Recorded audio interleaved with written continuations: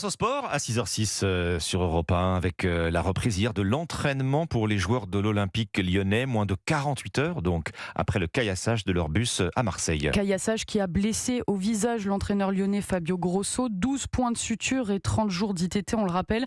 Les supporters sont venus en nombre pour lui exprimer leur soutien.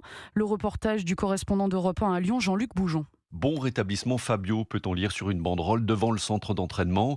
Sam, supportrice depuis plus de 20 ans, est venue tout spécialement. Avec ce qu'on voit à la télé quand il était en sang, ça nous touche. On est derrière lui, on le soutient. Surtout, c'est un personnage que j'aime beaucoup. Très très gentil, très humble. Des supporters très affectés par les événements de Marseille et en colère après les chants racistes et les saluts nazis observés dans le parcage des ultras lyonnais au stade Vélodrome.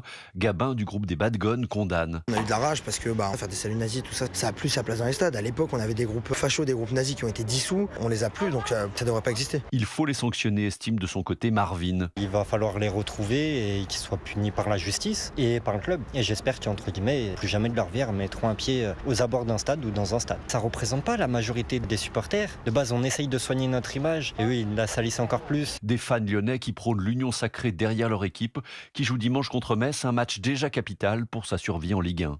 Lyon, Jean-Luc Boujon, Europe 1.